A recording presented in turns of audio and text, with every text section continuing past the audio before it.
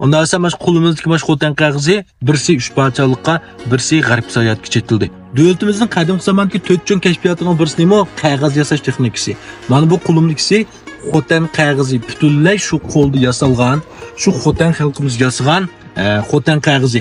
Endi bu yerda ujum qo'ziga qog'ozni qisqa tunishtirib aytay. Ya'ni xotin qog'ozi shu, buning asosiy materiali ujum qo'ziga bo'lganlik uchun shunday atalgan. Qog'oz yasash texnikasi Jungoning qadimgi zamondagi 4 chong kashfiyotining biri bo'lib, bu texnika G'arbiy Xan sulolasi davrida milodidan ilgirki 206-yildan boshlab Sharq Xan sulolasi davri milodiy 105-yilda yengilashilib berilgan.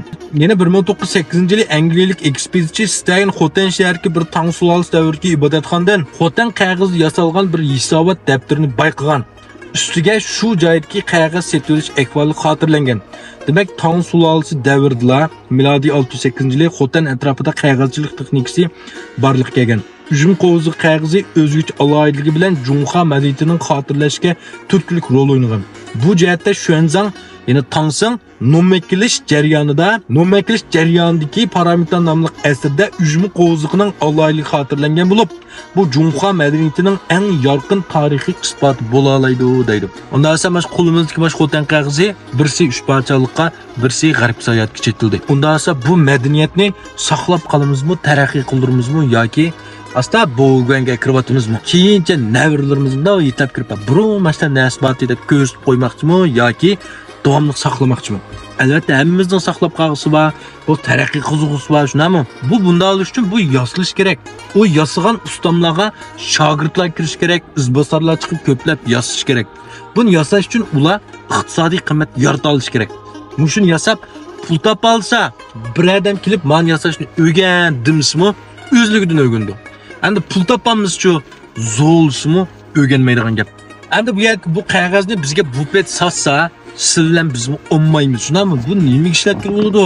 Shuning uchun bu xotin qog'ozni zamonga moslashtirib, ma'nodagi chiroyli jihozlarga qaranglar. Mana bu onam chiroyli degan xat. Uning keyinda manodagi rasmlarga, mana dabaza, atlas, dutor, nag'ra, milliy aloylikni gavdlangan uylarga esib qo'ysanglar. Uning keyinidan yana masal kichikroq jihozlar. Mesela 13 mo'ljalning xotin qog'ozga yosilgan mesela ot. Uning keyinidan buningdan sirt yana mayliq Bingshangga chaplaq bir narsa chaplab qo'yish qamraq qo'y. Mana kichik holatida xotin qog'ozi mana shu yog'ochning ichiga manodek elib jozlab buni keynida magnitova chaplashidi. 13 mo'ljalni olamsiz yoki boshqa xatlar, boshqa nusxani olamsiz. Shu bo'yicha setib olsak bo'ldi. Uning keyinidan mana o'xshash xotiralar mana yaxshi sifatli ichining hamsi xotin qog'ozi mat sirtini xurum tashda tashlagan.